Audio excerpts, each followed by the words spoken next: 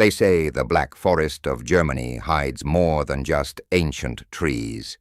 It hides whispers of the dead, shadows that follow, and screams that never fade. Tonight you and I will step into that darkness together, where every sound could be your last, and every shadow hides a secret. This is not just a story. This is a true account that still haunts the locals to this day. Welcome to Vale of Dread, Horror Stories. Subscribe now and dare to journey with us into the places where fear truly lives.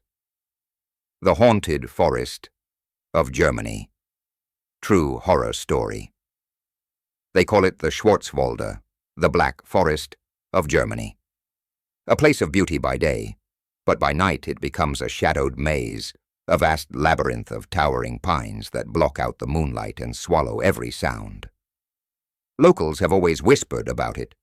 Stories of witches, ancient curses, and the souls of those who entered the woods but never returned. Most dismiss it as folklore, but there are those who know the truth, and I was one of them. It was in the late autumn when I first set foot into the Black Forest. I had traveled from England to Germany, chasing legends, curious about the tales that had been passed down through centuries. The villagers I spoke to warned me to leave before nightfall.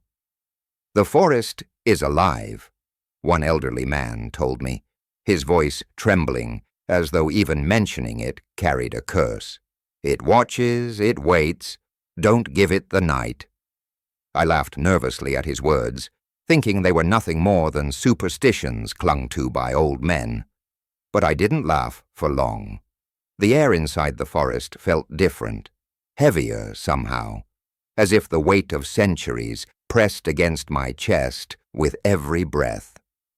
The deeper I walked, the quieter it became. The sound of birds faded, the rustling of animals vanished. Even the wind seemed to hold its breath. My footsteps echoed unnaturally, as if the earth beneath me were hollow. It was then I realized that in this place, silence wasn't absence. It was presence. The silence was alive. As night fell, the trees closed in tighter, their branches twisting like black claws across the sky. I lit my lantern, its weak flame throwing flickering shadows across the forest floor. Every shadow seemed to move, twitching and bending, as though something unseen followed just beyond the light. My pace quickened, but with each step, I heard something behind me, a faint crunch of leaves, slow, deliberate. When I stopped, the sound stopped. When I walked again, it followed. I told myself it was an animal, perhaps a deer or a fox. But in my heart I knew the truth. The footsteps mirrored mine too perfectly. They were not of an animal. They belonged to something else. After what felt like hours, I stumbled into a small clearing where the moonlight barely managed to pierce through the dense canopy. In the center stood a crooked wooden cross, old and splintered, half buried in the earth. Strange symbols were carved into it, runes I didn't recognize, yet they radiated with a chilling familiarity. The ground around it was scorched black, as though fire had consumed the earth itself. And then I smelled it, a faint stench of rot and decay, as if something had died there long ago, but refused to rest. Suddenly a cold wind swept through the clearing, extinguishing my lantern. Darkness swallowed me whole. I froze, unable to move, my breath shallow. Then, from somewhere in the trees, I heard it. A whisper, faint at first, then growing louder. A chorus of voices, layered on top of one another, speaking in a language I could not understand. The whispers crawled into my ears, burrowed deep into my skull, until I clutched my head in agony. And then, just as quickly as they began, the whispers stopped. The forest was still again, suffocating in silence. My heart pounded so violently I feared it would burst from my chest. That's when I saw them. Between the trees, pale figures standing in the darkness. Their forms were twisted, thin, their faces hollow shadows with empty eyes that seemed to glow faintly in the black. They did not move, yet every instinct screamed that they were watching me. I forced myself to back away, my legs trembling. But the figures remained, watching, waiting. It was only when I tripped and fell to the ground that I realized the earth beneath me was not solid. My hands sank into something soft, damp soil mixed with bones.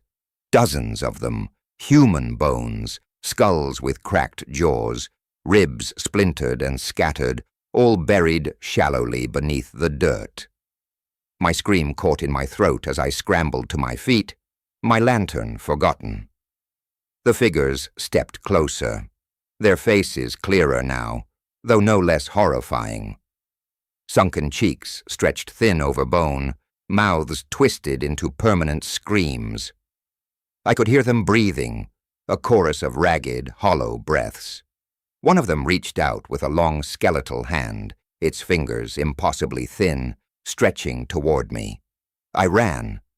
Branches whipped across my face, tearing my skin as I stumbled blindly through the dark. Behind me the whispers returned, louder now, chasing me with every step. My lungs burned, my legs ached, but the forest didn't let me go. The trees twisted in unnatural ways, leading me in circles, trapping me in its maze. No matter which way I turned, I always ended up back at the clearing, the crooked cross looming over me like a monument of doom. Desperate, I collapsed at its base, praying to whatever force ruled this cursed place. My body shook violently, my tears falling into the scorched dirt. "Please," I begged, though I didn't know to whom I was speaking. "Please, let me go." The air grew colder still, so cold that frost formed on my breath. From the shadows, one figure stepped forward, its empty eyes fixed on me. It opened its mouth, but instead of words, a guttural scream poured out, a sound so piercing, so inhuman, that it felt like knives stabbing through my skull. My vision blurred, and I felt myself fading, sinking into the darkness of unconsciousness. When I awoke, it was dawn. The forest was quiet, almost peaceful, as though the horrors of the night had been nothing but a nightmare. My lantern lay beside me, broken. The cross was gone, the clearing was empty, the ground undisturbed, as if none of it had ever happened. But the marks on my arms, the scratches, the bruises from skeletal fingers, remained, proof that it was real. I fled the Black Forest that morning, never to return. But even now, years later, I hear the whispers when I close my eyes. I feel the weight of those eyes watching me in the dark. And I know that somewhere, in the heart of Germany, the Black Forest still waits, still watches, still hungers. And if you're ever brave enough to enter its depths, remember this: not everyone who walks into the Black Forest comes back, and those who do never leave unchanged. She knocked at midnight. Creepy ghost encounter. It was close to midnight when Daniel first heard the knock. A slow, deliberate rapping on the wooden door of his countryside cottage, 3 dull thuds that echoed unnaturally through the silence of the night. He froze in his bed, heart hammering, because in that part of rural Bavaria, no one ever came by after dark. The village was quiet, isolated, its streets empty long before dusk. Whoever was at the door was not meant to be there.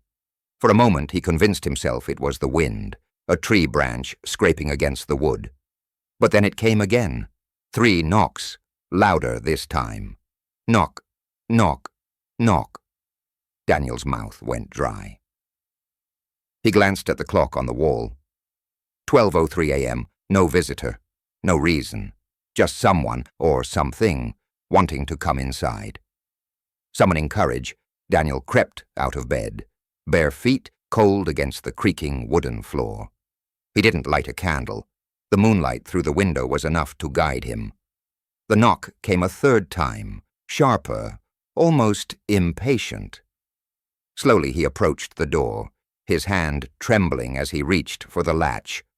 But something inside him screamed, "Don't open it." His grandmother's words echoed in his head, an old story she used to tell him when he was a child. If you hear a knock at midnight and no one should be there, never answer, for it is not the living who come knocking. Daniel's hand hovered over the latch when a voice came, a soft, pleading voice from the other side of the door. "Please, let me in." It was a woman. Her tone was weak, trembling, almost desperate. Daniel felt his chest tighten. What if someone was in trouble? What if a traveler had lost her way in the woods and needed help? Against his fear, his compassion urged him to answer. But something was wrong. The voice was strange, hollow, like it came from far away, muffled not by the door, but by something unnatural. He swallowed hard and asked, "Who's there?" Silence. Then the voice returned, louder now. "Please, it's so cold. Let me in." Daniel pressed his eye to the gap between the wood and the frame, but there was nothing. No shadow, no outline, only darkness. He dared not open it. "Come back in the morning," he called out, his voice cracking. "I cannot help you now." The voice grew sharper. "Let me in." The knocks turned into pounding, shaking the wooden frame so violently he feared the hinges would snap. Daniel stumbled back, heart slamming in his chest. He whispered a prayer under his breath, gripping the cross that hung around his neck. And then, as suddenly as it began, the pounding stopped. Silence returned. Daniel barely slept that night. He lay awake, clutching his blanket, ears straining for any sound. But the cottage remained silent. When morning came, he forced himself to check the door. To his horror, the wood was not untouched. 3 blackened marks like burned handprints scarred the surface. His stomach turned. Whatever had come in the night was not human. The next day he went into the village and told the priest what had happened. The old man grew pale, his eyes darkening with fear. "You must never answer the knock," he said firmly. "There is an old tale, passed down through generations. They say spirits walk on nights of the new moon, searching for a way into the world of the living. But they cannot enter a home uninvited. They must be welcomed." Daniel asked, "But what happens if you let them in?" The priest hesitated, then answered in a whisper, "No one knows, for those who open the door are never seen again." That night Daniel made sure to lock the door tight, barring it with iron bolts. He prayed harder than he had in years. Midnight came, and with it, the knocking returned. This time it was louder, fiercer, shaking the walls of the cottage. "Please," the voice begged, "please let me in." Daniel pressed his hands over his ears, rocking back and forth, muttering prayers to drown out the sound. But the knocking only grew louder. He shouted, "Go away! You are not welcome here!" His words echoed in the darkness. For a moment, silence, then a low laugh, soft and chilling. "You can't hide forever." Daniel froze, his breath caught in his throat. The voice had changed. It was no longer desperate. It was mocking, cruel, dripping with malice. He backed away from the door, stumbling into the corner, trembling as tears stung his eyes. Suddenly the window behind him shattered. The cold night air rushed in, and with it, the sound of soft footsteps on the wooden floor. Daniel spun around, and his blood ran cold. A woman stood there, pale skin stretched over sharp bones, eyes black as ink, mouth twisted into an unnatural grin. Her dress was tattered, soaked with something dark that dripped onto the floorboards. She tilted her head slowly, like a predator studying its prey. "You should have let me in," she whispered. Daniel screamed, but his voice was swallowed by the darkness. The creature moved faster than his eyes could follow, and the last thing he saw before everything went black was her shadow rising over him, long and claw-like. The next morning, the villagers found his cottage empty, the door still barred, the windows unbroken, everything in its place. But Daniel was gone. No trace of him was ever found. Only 3 blackened marks remained on the door, fresh as the night before. And still, to this day, they say that in that village, on nights of the new moon, if you walk near that old abandoned cottage, you can hear it. Knock, knock, knock. A woman's voice, whispering from the shadows, "Please, let me in." The abandoned hospital, terrifying real horror story. There's an old hospital on the outskirts of Berlin that no one dares to enter after dark. The building has been abandoned for decades, its walls crumbling, windows shattered, and long hallways echoing with the ghosts of 1,000 forgotten screams. Locals say the hospital was shut down after a series of unexplainable incidents. Patients vanished, nurses refused to work night shifts, and doctors, some went mad. Eventually, the government closed the building and sealed it off, but even concrete and chains cannot silence the dead. I never believed the stories. Ghosts, demons, curses. They were just tales meant to scare children. Or so I thought, until the night I went inside. It was late October, the air sharp with cold. A group of friends dared me to explore the hospital alone. "1 hour," they said, laughing. "If you can last inside for an hour, we'll believe in your bravery." I didn't want to look like a coward, so I agreed. With only a flashlight in hand, I pushed open the rusted iron gates and stepped inside. The moment I crossed the threshold, the air grew heavy, thick with dust and decay. My footsteps echoed unnaturally across the cracked tiles. The walls were stained yellow, peeling with age, and the smell of mold clung to everything. The silence was suffocating, broken only by the occasional drip of water from somewhere deep inside the building. I walked down the first hallway, my flashlight beam trembling over broken gurneys and overturned chairs. Old medical charts littered the floor, their ink faded but still legible. Lists of patients whose names I didn't recognize, dates that went back 50 years. The deeper I went, the colder it became. It was the kind of cold that wasn't natural, not the chill of autumn air, but something else, a cold that seeped into your bones. Then I heard it, a faint squeak, like the wheels of a gurney being pushed down the hall. My heart skipped. I swung my flashlight toward the sound, but the corridor was empty, broken tiles, rusted bed frames, peeling wallpaper. Nothing else. I told myself it was just the building settling, but unease gnawed at me. I kept walking deeper into the maze of corridors until I reached a set of double doors marked psychiatric ward. The paint was faded, but the words were still there. I hesitated, remembering the rumors. This was the part of the hospital that the locals feared most. They said patients here weren't sick. They were possessed, that they screamed at night, clawed at the walls, and whispered things no human should know. Against every instinct, I pushed the doors open. The smell hit me first, rotten, metallic, like blood that had dried decades ago. The walls were covered in deep scratches, as if dozens of fingernails had carved into the plaster. Old restraints still hung from the walls, dangling like skeletal arms reaching out for me. My flashlight flickered, casting shadows that seemed to twist and move on their own. And then I heard it, a voice, faint, almost a whisper. "Help me?" I froze. The sound came from one of the patient rooms. My throat tightened as I edged closer, the beam of my flashlight trembling across the door. Slowly I peered inside.